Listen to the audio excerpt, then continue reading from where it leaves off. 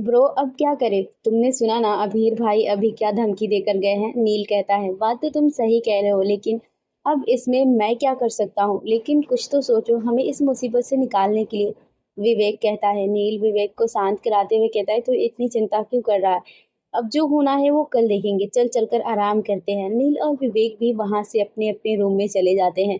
अभीर अपने रूम में आकर बिस्तर पर सोती हुई उस मासूम सी गुड़िया को दिखता है जो दुनिया से बेखबर आराम से सो रही थी। अभीर भी आकर बिस्तर पर दीवानसी की साइड में लेट जाता है। कुछ समय बाद अभीर को भी नींद आ जाती है। दीवानसी भी नींद में करवट बदलकर अभीर के पास आकर उसके सीने पर सर रखकर सो जाती है। अभीर भी उसे अपनी बाहों में भर लेता है। नेक्स्ट डे आज रुद्र और आयशा ने शहर घूमने का प्लान बनाया था। अभीर और बाकी सभी शहर के स्ट्रीट पर घूम रहे थे। उनके बॉडीगार्ड उनसे एक सेफ डिस्टेंस बनाकर चल रहे थे। आज सभी ने कैजुअल कपड़े पहने हुए थे। अभीर ने भी नॉर्मल जीन्स और टी शर्ट पहना हुआ था जिनमें वो बहुत हैंडसम लग रहा था। अभीर आज एक टीनेजर लग रहा था। रुद्र और आयशा ने एक दूसरे के हाथ पकड़े हुए थे। वहीं अभीर और दिवानसी भी उनके पीछे चल रहे थे, लेकिन उन्होंने नॉर्मल कपल की तरह एक दूसरे का हाथ नहीं पकड़ा था। दिवानसी और अभीर एक डिस्टेंस मेंटेन करके चल रहे थे। आसपास चलते हुए लोग उन दोनों कपल को देख रहे थे जो एक दूसरे के लिए बिल्कुल परफेक्ट लग रहे थे। जहां लड़कों की नजर उन परी जैसी लड़कियों पर थी, वही लड़कियों की नजर उन दोनों हैंडसम लड़कों पर। आयशा हर एक शॉप से कुछ न कुछ खरीद रही थी। वो सारा सामान रुद्र उठा रहा था।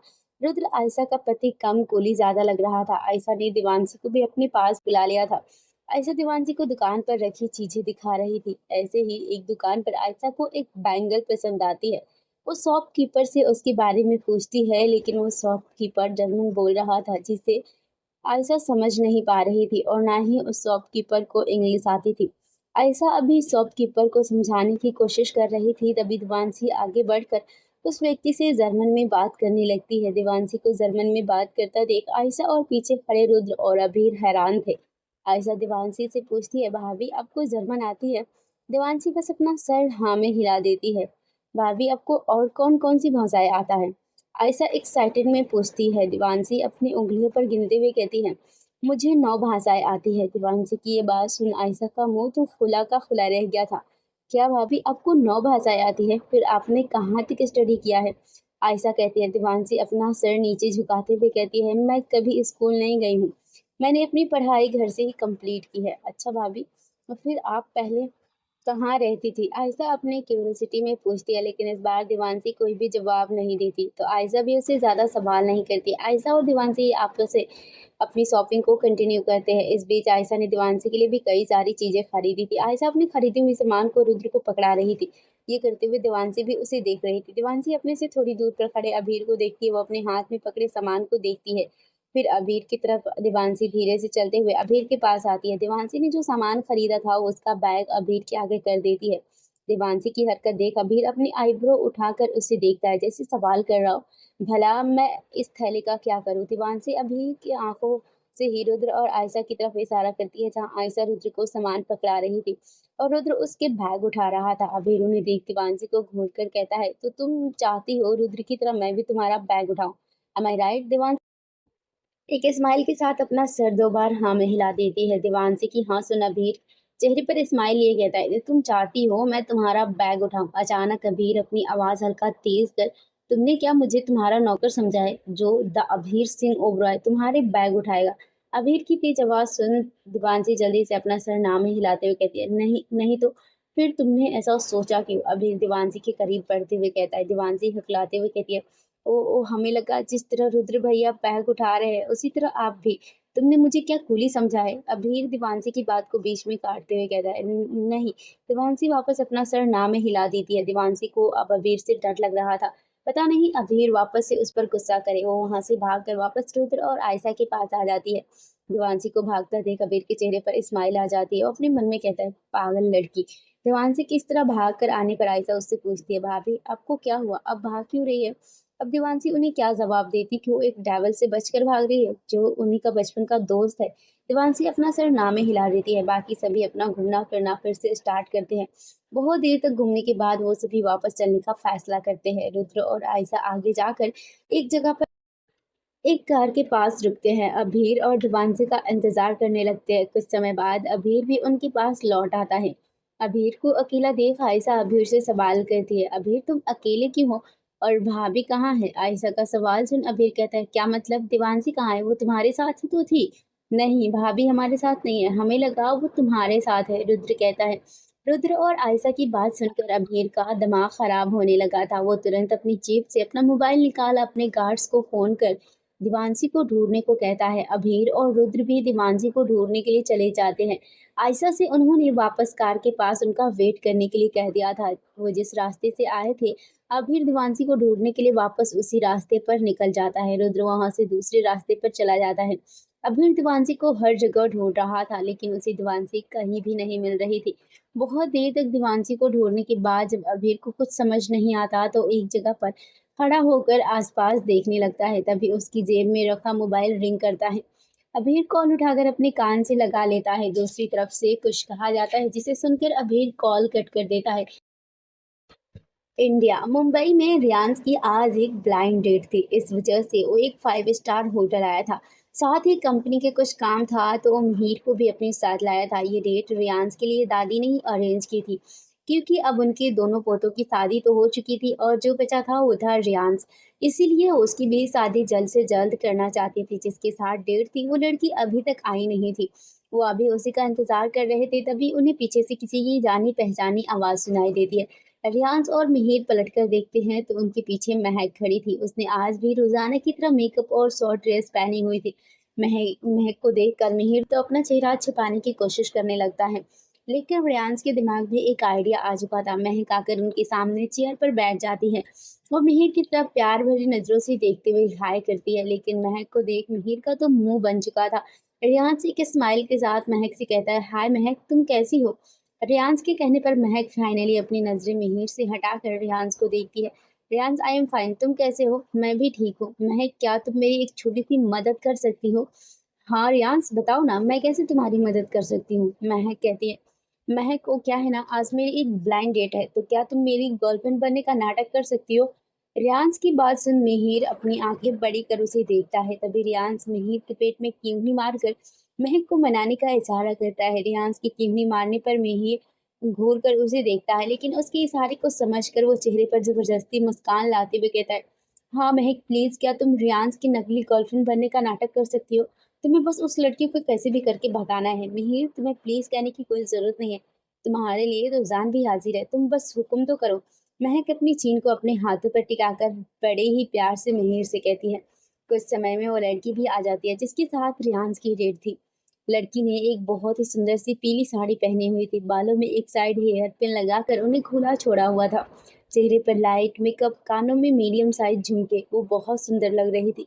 रियांश था तो उससे नजरें हटाना ही मुश्किल हो गया था।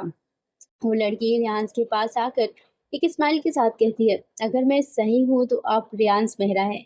हाय, मेरा नाम टीना अग्रवाल है, मैं ही आपकी ब्लाइंड डेट हूँ। रियांश भी टीना को हाय करता है। साथ ही वो उसे मिहिर और महक से भी इंट्रोड्यूस कराता है, लेकिन उसने महक को अपनी दोस्त बताया था। रियांश महक को इशारों में कुछ ना करने को कहता है, लेकिन महक समझती है कि अब उसे अपना नाटक शुरू करना है। महक बड़े ही एटीट्यूड से उस लड़की से कहती है, हाय, मैं रियांश की गर्लफ्रेंड हूँ। मैं बातों को घुमा फिरा कर नहीं कहूंगी। मैं और रियांश एक दूसरे से बहुत प्यार करते हैं, तो इसलिए तुम रियांश से दूर रहो, क्योंकि रियांश सिर्फ मेरा है। महक की बात सुन वो लड़की भी गुस्से में आ चुकी थी। वो गुस्से से कहती है, तुम होती कौन हो इस बात का फैसला करने वाली? ये डेट मेरी और रियांश की फैमिली ने अरेंज किया है, तो मैं रियांश के मुंह से सुनना चाहूंगी, आखिर सच्चाई क्या है? महक कहती है, तुम रियांश से क्या सुनोगी? मैंने कहा ना, रियांश सिर्फ मेरा है, तो चुपचाप यहाँ से चली जाओ। महक को इस तरह बात करता देख रियांश रखने का इशारा करता है, लेकिन महक को लगता है कि उसे कंटिन्यू करने का कह रहा है, तो महक भी रेहान को इशारों में फिक्र ना करने को कहती है। महक को अपनी बात ना समझती देख रियांश अपना सिर पीट लेता है। उसे समझ नहीं आ रहा था कि वो महक को रोकने के लिए क्या करे। महक ने भी अब तक टीना को बहुत गुस्सा दिला दिया था। टीना गुस्से में टेबल से खड़ी होती हुई रियांश से कहती है, रियांश, मैं अपनी और बेइज्जती नहीं सह सकती, तो अपनी ये डेट तुम्हें मुबारक और मैं यहाँ से जा रही हूँ। बाय कहते हुए वो अपने पैर पटकते हुए रेस्टोरेंट से बाहर निकल जाती है। टीना के जाने के बाद महक रियांश की तरफ मुड़कर कहती है, रियांश, कैसी लगी मेरी एक्टिंग? बढ़िया थी ना? अब तुम्हें मुझे थैंक यू बोलने की कोई ज़रूरत नहीं है। महक की बात पर रियांश अपना सर पीटते हुए कहता है, महक तुमने ये क्या किया? रियांस अपने चेयर से खड़ा होकर रेस्टोरेंट से बाहर चला जाता है। रियांस के इस तरह जाने पर महक अपने कंधों को उचकाते हुए कहती है, अब इसे क्या हुआ? इसने तो मेरी तारीफ भी नहीं की। खैर छोड़ो, मुझे क्या। महक अब अपने सामने बैठे मिहिर को देखते हुए प्यार से कहती है, मिहिर देखो, रियांस की प्रॉब्लम तो सॉल्व हो गई, पर हमारी प्रॉब्लम का क्या? महक की प्रॉब्लम वाली बात सुनकर मिहिर महक को देखते हुए ना समझी में बोलता है, हमारी प्रॉब्लम? तुम्हारा मतलब क्या है और कौन सी प्रॉब्लम? मिहिर की बात सुन महक कहती है, मिहिर तुम कितने बेवकूफ हो, मेरा मतलब ये था कि तुमने मेरे प्रपोजल के बारे में क्या सोचा है और तुम कौन से प्रपोजल के बारे में बात कर रही हो? मिहिर कहता है। महक की बॉयफ्रेंड वाली बात सुनकर मिहिर को अब हल्का गुस्सा आ गया था। वो हल्के गुस्से से कहता है, और तुमने ये क्यों सोचा कि मैं तुम्हारा बॉयफ्रेंड बनूंगा? क्या तुमने कभी अपने आप को देखा है? तुम ये छोटे कपड़े पहनकर घूमती हो, चेहरे पर इतना सारा मेकअप, तुम्हें क्यों लगा कि मैं तुम्हें अपनी गर्लफ्रेंड बनाऊंगा? महक कहती है, मिहिर तुम ये कैसी बातें कर रहे हो? और तुमने ही तो कहा था ना कि तुम्हें छोटे ड्रेस और चेहरे पर मेकअप करने वाली लड़कियां पसंद है। मिहिर कहता है, हाँ मैंने कहा था और मुझे वैसी लड़कियां पसंद भी है, लेकिन मुझे तुम बिल्कुल भी पसंद नहीं हो। मिहिर की बात को सुन महक की आंखों में अब हल्की हल्की नमी भी आने लगी थी। साथ ही उसका गला भी भारी हो गया था। वो अपने भारी गले से ही कहती है, मिहिर तुम ये कैसी बातें कर रहे हो? मैं तुमसे बहुत प्यार करती हूँ, तुम ये मजाक कर रहे हो ना? महक को अभी भी एक ही बात बोलता देख मिहिर तेज आवाज में कहता है, क्या तुम्हें एक बार में बात समझ में नहीं आती? रुको मैं तुम्हें अच्छी तरह समझाता हूँ। मैं तुमसे प्यार नहीं करता तो आइंदा से मेरे पीछे आने की जरूरत नहीं है, समझी? मिहिर की तेज आवाज में बोलने के कारण आसपास बैठे लोगों का भी ध्यान भी उन दोनों की तरफ हो गया था। मिहिर के चिल्लाने से अब महक को भी गुस्सा आ गया था। महक गुस्से से कहती है, मिहिर तुम अब मेरी बेइज्जती कर रहे हो। मिहिर भी उतनी ही तेज आवाज में कहता है, बेइज्जती? और वो भी तुम्हारी? तुम्हारा क्या पता, आज मेरे पीछे हो कल किसी और के पीछे होगी। तुम जैसी लड़कियों का कोई भरोसा नहीं। बस महक मिहिर की बातों को बीच में काटते हुए कहती है, तुम्हारी हिम्मत भी कैसे हुई मुझे ऐसी वैसी लड़की बोलने की? और तुम्हारा थैंक यू जो आज तुमने बता दिया कि तुम मेरे बारे में क्या सोचते हो। मैं ही पागल थी जो तुमसे अंधों की तरह प्यार करती थी। ये सब मेरी ही गलती है, लेकिन मैं अब अपनी गलती को सुधारूंगी। Mister Mihir Bajaj, thank you ये बताने के लिए आप कैसे इंसान हैं। तो आइंदा मुझे आपकी ये शक्ल कभी मत दिखाना। इतना कह वहां से महक अपनी आंखों में आंसू पोंछ रेस्टोरेंट से बाहर निकल जाती है। महक के जाने के बाद मिहिर गुस्से में टेबल पर पंच मारते हुए कहता है, इस लड़की की हिम्मत कैसे हुई मिहिर बजाज की बेइज्जती करने की? मैं इसे नहीं छोड़ूंगा। उन लोगों को अपनी तरफ घूरता देख तेज आवाज में कहता है, ऐसे क्या घूर रहे हो, अपना काम करो। मिहिर की तेज आवाज सुन सभी अपनी नजरें इधर उधर कर लेते हैं। महक गुस्से में रेस्टोरेंट से बाहर निकलती है तो उसे रियांस खड़ा दिखता है जो अभी भी टीना को ढूंढ रहा था। महक रियांस के पीछे से उसके कंधे पर टैप करते हुए पूछती है, क्या हुआ, किसे ढूंढ रहे हो अपने पीछे? महक को देख रियांस उदास होते हुए कहता है, टीना को। रियांस की बात सुन महक अपने पर्स में से मोबाइल निकाल उसमें से एक फोटो रियांस को दिखाती है जिसमें टीना किसी लड़के को किस कर रही थी। टीना किसी और लड़के के साथ देख रियांस पूछता है, महक क्या ये टीना है? महक हाँ में सर हिलाते हुए कहती है, हाँ ये टीना अग्रवाल ही है। इसका कई सारे लड़कों के साथ अफेयर रह चुका है और अगर तुम्हें भी अपने दोस्त की तरह मेरी बातों पर विश्वास नहीं है तो रेड लाइट क्लब में टीना अग्रवाल के बारे में पता कर सकते हो, वहाँ तुम्हें इसकी जानकारी अच्छे से मिल जाएगी। नहीं महक, इसकी कोई ज़रूरत नहीं है, मुझे तुम पर भरोसा है और अच्छा हुआ तुमने मुझे उस टीना की सच्चाई बता दी। रियांस कहता है। रियांस की बात सुन महक उदास मन से कहती है, अच्छा है लेकिन तुम्हारे दोस्त का ऐसा नहीं मानना है। अच्छा ठीक है रियांस, मैं चलती हूँ, बाय। रियांस को महक की बातें कुछ अजीब लग रही थी। साथ ही उसने महक के चेहरे की वो उदासी भी देख ली थी, लेकिन वह इसका कारण पूछ पाता उससे पहले ही महक वहां से जा चुकी थी। रियांस वहां से सीधे रेस्टोरेंट में महर के पास आता है जो चेयर पर गुस्से में बैठा हुआ था। रियांस महर के कंधे पर हाथ रखते हुए पूछता है, तुझे क्या हुआ, तू क्यों इतने गुस्से में है? और ये महक इतना उदास क्यों थी? क्या कुछ हुआ है? क्या तूने उसे कुछ कहा है? नहीं, मैंने उसे कुछ नहीं कहा। तुम ये सब छोड़ो और ये बताओ, तुम तो टीना के पीछे गए थे ना, क्या हुआ? मिहिर बात बदलते हुए कहते हैं, अरे वो टीना, उसके बारे में छोड़ो, मैं तो उसे शादी करने के लिए हाँ करने वाला था, लेकिन वो तो महक ने मुझे उसके बारे में सच्चाई बता दी। वो तो बहुत चालाक लड़की है, कपड़ों की तरह लड़के बदलती है, मेरी तो उससे जान बच गई। मिहिर रियांस की इस बात पर ज्यादा रिएक्ट नहीं करता। वो अपनी चेयर से खड़ा होकर रियांस को भी चलने को कहता है। रियांस भी मिहिर के पीछे रेस्टोरेंट से बाहर निकल जाता है। दूसरी तरफ महक वहां से निकलकर सीधे अपने घर जाती है। महक का घर भी बहुत सुंदर और आलीशान था। महक के पापा भी शहर के जाने माने बिजनेसमैन थे। महक सबसे पहले अपने रूम में जाती है। वो अपने रूम में पहुंच अपने आप को रूम में लॉक कर लेती है। महक जाकर सीधा बेड पर मुंह के बल गिर जाती है। वो बहुत जोरों से रो रही थी। उसकी आंखों से निकले आंसू बेडशीट को भिगो रहे थे।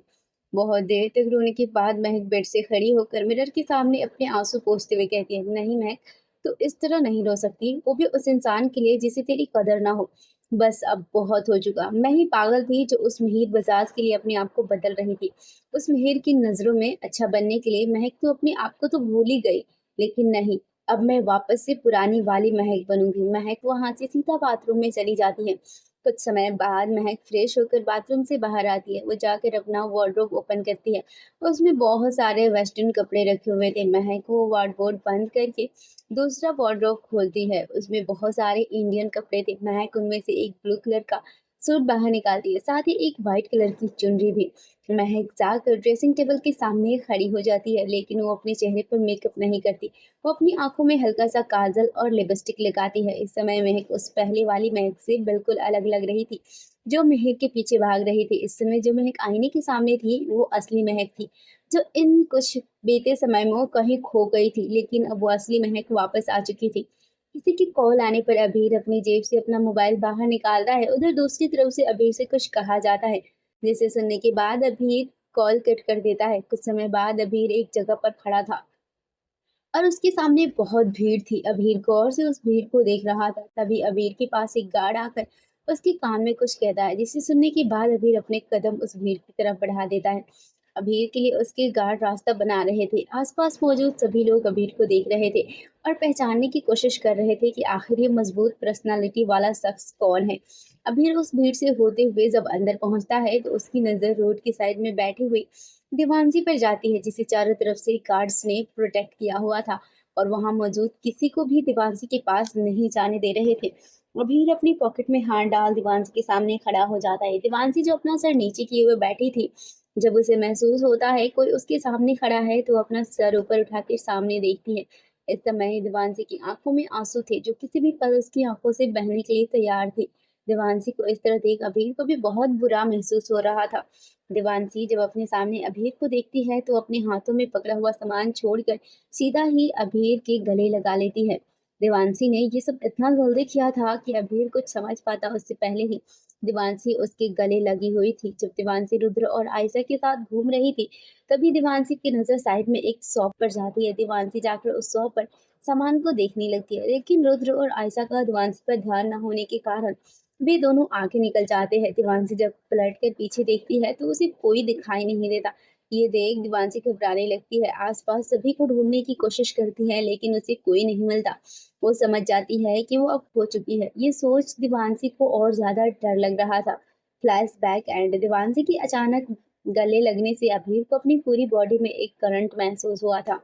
साथ ही वो एक कदम पीछे हो गया। अभीर ने अपनी पॉकेट से हाथ निकाल उनसे अपनी गर्दन से लटकी हुई देवांशी को होल्ड कर लिया था। देवांशी ने अपनी आंखों में जो आंसू अभी तक रोक कर रखे थे, वो भी अब उसकी आंखों से निकलकर उसके गालों पर आ गए थे।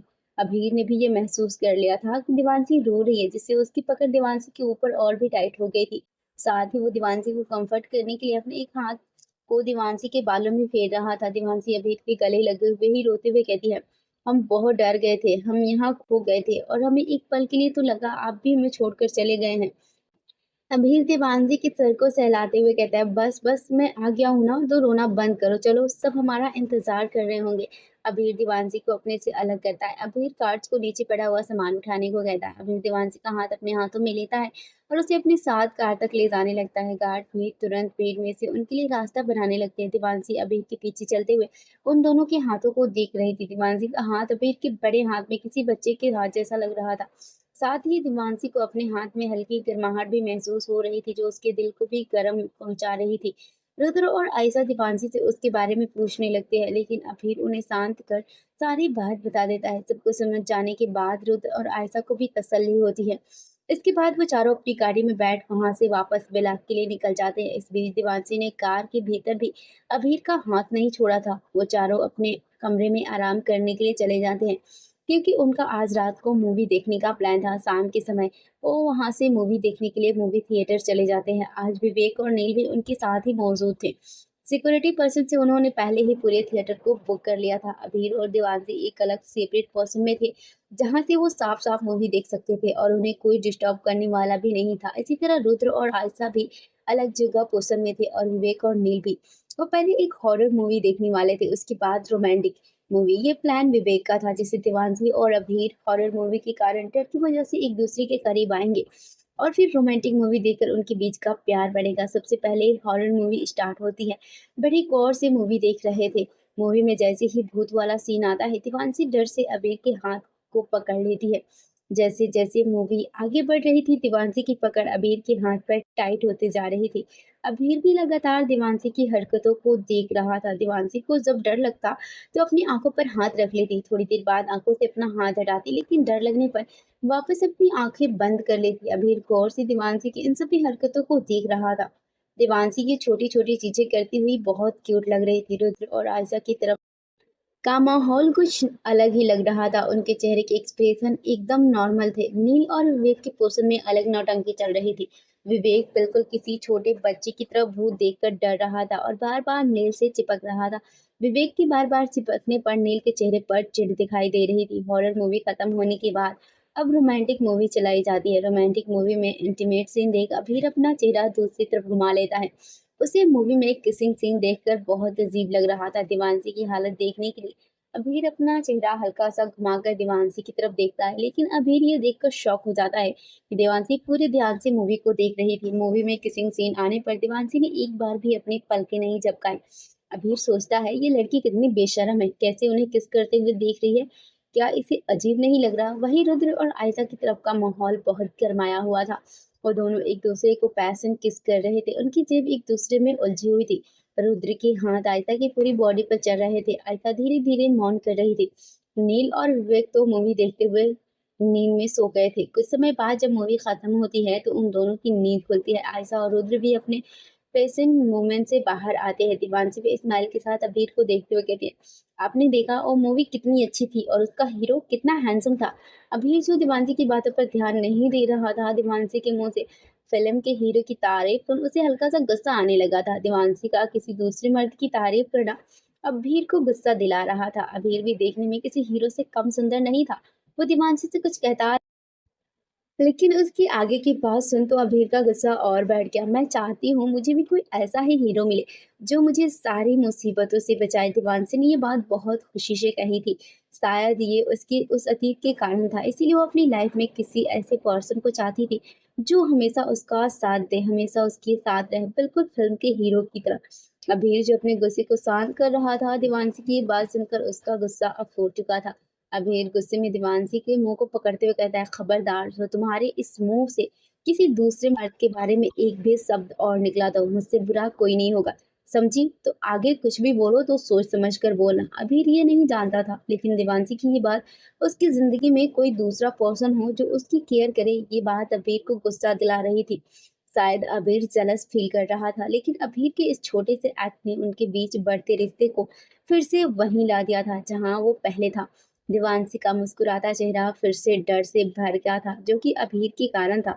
रुद्र और बाकी सभी जो बाहर खड़े अभीर और देवांशी का इंतजार कर रहे थे, उन्हें वो दोनों बाहर आते हुए नजर आते हैं। विवेक जो अपने प्लान पर बहुत खुश हो रहा था, उसे लग रहा था अभीर और देवांशी एक दूसरे का हाथ पकड़े मुस्कुराते हुए बाहर आएंगे, लेकिन वो बिल्कुल इसका उल्टा लग रहा था। अभीर और देवांशी ने अपने बीच बहुत दूरी बना रखी थी।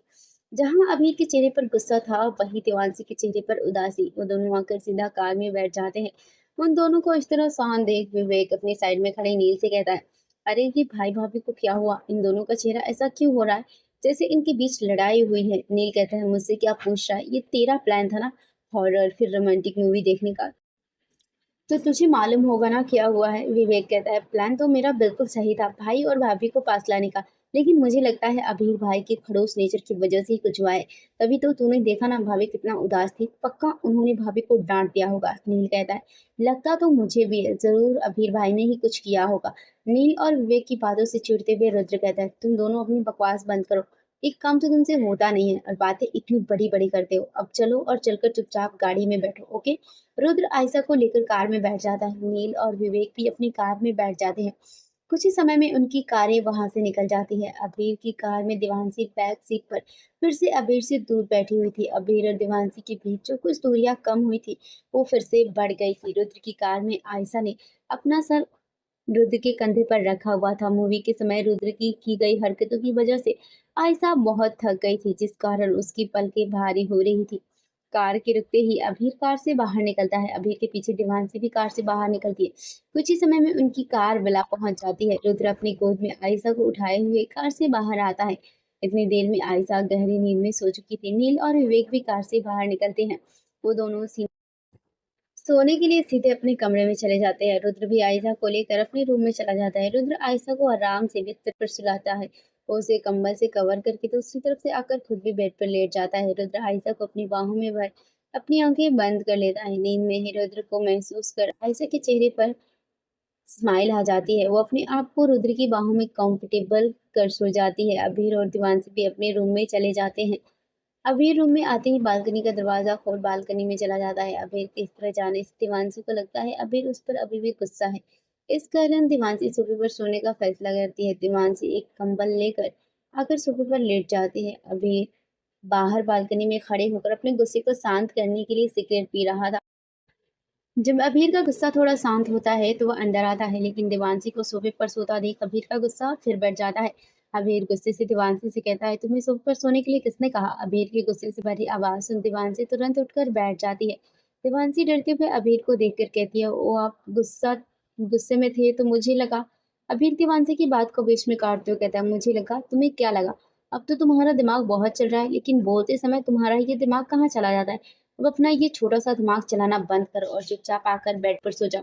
अबीर के डांटने पर दीवान से बना कोई सवाल करे आकर सीधा बेड पर लेट जाती है। वो कंबल से अपने आप को सर तक कवर कर लेती है ताकि अबीर उसे ना देख पाए। अबीर भी आकर दीवानसी की साइड में लेट जाता है, लेकिन उसे नींद नहीं आ रही थी। अबीर को इस समय बहुत बेचैनी महसूस हो रही थी, लेकिन वो इसका कारण समझ नहीं पा रहा था। उसके दिमाग में अभी भी दीवानसी का किसी दूसरे मर्द की तारीफ करना चल रहा था। अबीर गुस्से में अपने मन में कहता है, इसकी हिम्मत कैसे हुई किसी और की तारीफ करने की? इसने मेरी तो कभी तारीफ नहीं की। क्या इससे मैं हैंडसम नहीं लगता हूँ? मेरे पीछे भी तो कितनी लड़कियां पागल है, लेकिन मैं इस बारे में क्यों सोच रहा हूँ? मुझे क्या मतलब, ये लड़की कुछ भी करे। अबीर अभी भी इन्हीं सभी बातों में उलझा हुआ था। वो चाहकर भी इस बात से अपना ध्यान नहीं हटा पा रहा था। बहुत देर तक अबीर को जब कुछ समझ नहीं आता, तभी उसे अपने सीने पर कुछ रेंगता हुआ महसूस होता है। वो अपनी आंख खोलकर देखता है तो दीवानसी का हाथ था। दीवानसी नींद में सरकते हुए उसके पास आ गई थी, और अब वो उसके इतने पास थी कि अभी रात की शांति में उसकी हल्की सांसों की आवाज साफ सुन पा रहा था। अभी देवांशी का हाथ अपने ऊपर से हटाना चाहता था, लेकिन वो ऐसा नहीं कर पा रहा था। अबीर को देवांशी के इतने पास होने से बहुत अच्छी भी महसूस हो रहा था। वो देवांशी के उस छोटे चेहरे को देख रहा था, जिसे देखकर उसे आज देवांशी की गई सभी हरकतें याद आ रही। कैसे देवांशी का उससे अपना बैग पकड़ने के लिए कहना, डर कर उसके गले लग जाना, उसका वो मुस्कुराता हुआ चेहरा, ये सभी उसकी बेचैनी को कम कर रहे थे। दीवानसी के चेहरे को देखते हुए अबीर को भी नींद आ जाती है। अगली सुबह 6 बजे अबीर की धीरे धीरे नींद खुलती है। अबीर की आंखें खुलते ही उसकी आंखों के सामने दीवानसी का मासूम चेहरा था। अबीर आराम से अपना वो हाथ जो दीवानसी के सर के नीचे था उसे बाहर निकालता है। अबीर बेड से खड़ा होकर रूम से बाहर निकल जाता है। 2 घंटे बाद अबीर जिम करके वापस रूम में आता है, लेकिन अबीर को दीवानसी बेड पर नहीं दिखती। उसे पूरे रूम में ढूंढता है, लेकिन दीवानसी पूरे रूम में कहीं नहीं दिखती। अबीर जाकर सबसे पहले बाथरूम में फ्रेश होता है, फिर वो नॉर्मल कपड़े पहन रूम से बाहर नीचे लिविंग हॉल में आता है। रुद्र, नील और विवेक डाइनिंग टेबल पर बैठे हुए हंसी मजाक कर रहे थे। वही किचन से बर्तनों की आवाज आ रही थी। अबीर भी आकर उनके साथ डाइनिंग टेबल पर बैठ जाता है। वो तीनों अबीर को गुड मॉर्निंग विश करते हैं। अबीर भी उनके साथ बात करने लगता है। कुछ ही समय में आयशा और दिवांशी किचन से बाहर आती है और आकर डाइनिंग टेबल पर खाना रखने लगती है। देवांशी ने आज सभी के लिए उनकी पसंद का खाना बनाया था। साथ ही इसमें आयशा ने भी उसकी मदद की थी। देवांशी और आयशा ने मिलकर पनीर बटर नान, आलू पूरी, खीर और गाजर का हलवा बनाया था। आयशा और देवांशी सभी को खाना सर्व करने लगती है। देवांशी अपना सिर झुकाकर अबीर की प्लेट में खाना सर्व कर रही थी। उसने इस बीच एक भी बार अबीर को देखा नहीं था, लेकिन अबीर की नजर पूरे समय देवांशी पर ही मौजूद थी। नील और विवेक दीवानसी के हाथ के खाने की तारीफ करते हुए कहते हैं, वाह भाभी, आपके हाथ में तो जादू है। आपको मालूम है, सेवन होटल में भी ऐसा खाना नहीं मिलता। आप तो किसी मास्टर शेफ से भी अच्छा खाना बनाती हैं। तभी आयशा कहती है, रुद्र, नील और विवेक, ये खीर मैंने बनाई है। जरा इसे भी तो चेक करके बताओ ना कैसी बनी है। नील, रुद्र और विवेक, बताओ ना कैसी बनी है। नील, रुद्र, विवेक जैसे ही सुनते हैं कि खीर आयशा ने बनाई है, तो उनके चेहरे का रंग ही उड़ जाता है। वो तीनों घूर कर उस खीर की कटोरी को देखकर पिछली बातों को याद कर रहे थे। ये रुद्र और आयशा की शादी से पहले की बात है। एक दिन रुद्र, नील और विवेक ओबरॉय मेंशन में डाइनिंग टेबल पर बैठे हुए थे। तभी आयशा 3 खीर की कटोरी लाकर उनके सामने रखते हुए खुशी से कहती है, रुद्र देखो, ये खीर मैंने बनाई है। तुम तीनों इसे चेक करके बताओ ना। विवेक तो खीर को देखकर एक स्माइल के साथ एक चम्मच खाते हुए कहता है, अरे वाह खीर, ये तो मेरी फेवरेट है। आज तो लगता है दिन ही बन गया। लेकिन जैसे ही वो खीर खाता है, उसके चेहरे के पूरे एक्सप्रेशन ही बिगड़ जाते हैं। रुद्र विवेक को देखते हुए पूछता है, क्या हुआ, खीर कैसी बनी है? और तू अचानक से चुप क्यों हो गया? रुद्र के पूछने पर विवेक अपने चेहरे के एक्सप्रेशन को नॉर्मल करने की नाकाम कोशिश करता है। मुझसे पूछने से अच्छा है आप खुद क्यों नहीं ट्राई करते हैं? विवेक के कहने पर नील और रुद्र भी खीर टेस्ट करते हैं, लेकिन खीर खाते ही उनके चेहरे के एक्सप्रेशन भी अजीब हो जाते हैं। उन तीनों के इतने अजीब एक्सप्रेशन देख आयशा उनसे पूछती है, तुम तीनों को क्या हुआ? तुम्हारा चेहरा इतना अजीब क्यों हो रहा है? क्या खीर टेस्टी नहीं बनी है? आयशा भी एक चम्मच खीर अपने मुंह में लेती है, लेकिन सारी खीर उसके मुंह से बाहर निकल जाती है, क्योंकि पूरी खीर बहुत कड़वी थी। खीर चखने के बाद आयशा को रियलाइज होता है कि उसने खीर में चीनी की जगह नमक डाल दी है। उस पे सब हंसने लगते हैं। फ्लैशबैक एंड विवेक आयशा से एक टीजिंग स्माइल के साथ कहता है, वैसे भाभी, क्या आप श्योर हो ना, इस बार आपने इसके अंदर चीनी नहीं डाली है, या फिर से आपने इसमें नमक मिला दिया है? विवेक की बात सुन आयशा गुस्से में उसे घूरते हुए कहती है, अपनी ये बकवास बंद करो, और अब तुम्हें यही खीर खानी पड़ेगी, नहीं तो मैं तुम्हारा मार मार कर भरता बना दूंगी। ये बात कहते हुए आयशा के चेहरा बहुत सीरियस था। साथ ही आयशा लगातार रुद्र को घूर रही थी। आयशा के घूरने का मतलब रुद्र भी अच्छी तरह से समझ चुका था कि उसके लिए भी एक वार्निंग है। अगर उसने खीर नहीं खाई तो आयशा उसका बहुत बुरा हाल करने वाली है। आयशा के डर से वो तीनों धीरे धीरे खीर की चम्मच अपने मुंह में डालते हैं, लेकिन इस बार उनके चेहरे की एक्सप्रेशन पहले की तरह अजीब नहीं थे, बल्कि उनके चेहरे पर एक सेटिस्फेक्शन भी था। रुद्र आयशा की बनाई हुई खीर की तारीफ करते हुए कहता है, वाह आयशा, तुमने बहुत टेस्टी खीर बनाई है। रुद्र और नील भी आयशा की खीर की तारीफ करते हैं। अपनी बनाई खीर की तारीफ सुन आयशा के चेहरे पर भी एक बड़ी सी स्माइल आ जाती है। खीर खाते हुए ही नील का ध्यान अभीर और दिवांशी पर जाता है। वो रुद्र और आयशा और विवेक को भी उधर देखने का इशारा करते हैं। वो तीनों अपना सर घुमाकर अभीर और दिवांशी को देखते हैं, जहां अभीर और दिवांशी लगातार एक दूसरे की आंखों में ही देख रहे थे। उन्हें देखकर लग रहा था जैसे उन्हें मालूम ना हो कि उनके आसपास क्या चल रहा है। वो दोनों बस एक दूसरे में खोए हुए थे। ऐसा हल्का सा खांसती है, जिसकी वजह से अभीर और दिवांशी अपने सेंस में वापस आ जाते हैं, ये महसूस कर कि वो कितनी देर से एक दूसरे की आंखों में देख रहे हैं। अभीर और दिवांशी झीप जाते हैं। दिवांशी वापस से सभी को खाना सर्व करना शुरू करती है। दिवांशी को खाना ना खाता देख नील कहता है, भाभी, आप क्यों हमारे साथ बैठकर खाना नहीं खा रही हैं? हमें जो चाहिए होगा वो हम अपने आप ले लेंगे। नील के कहने पर दिवांशी भी उन्हीं के साथ बैठकर खाना खाने लगती है। आयशा खाना खाते हुए कहती है, अभी तुम गाजर का हलवा क्यों नहीं ट्राई करते? तुम्हारा तो फेवरेट है ना, और वैसे भी भाभी ने तुम्हारे लिए बहुत प्यार से बनाया है। आयशा के साथ नील और विवेक भी अबीर को इंसिस्ट करने लगते हैं गाजर का हलवा खाने के लिए। देवांशी भी जल्दी से एक कटोरी में गाजर का हलवा निकाल कर अबीर के सामने रख देती है। अबीर आराम से गाजर के हलवे को खाने लगता है, लेकिन वो हलवे की कोई तारीफ नहीं करता। अबीर को कुछ ना बोलता देख रुद्र कहता है, क्या हुआ भाई, हलवा कैसा बना है? आप कुछ बोल क्यों नहीं रहे हो? हाँ अबीर, हलवा कैसा बना है, तुम बताती क्यों नहीं? आयशा कहती है। फ्रेंड्स, कहानी आपको कैसी लग रही है कमेंट करके ज़रूर बताएं, और हमारे चैनल को सब्सक्राइब करके बेल आइकन को हिट ज़रूर कर दें। Thanks for watching.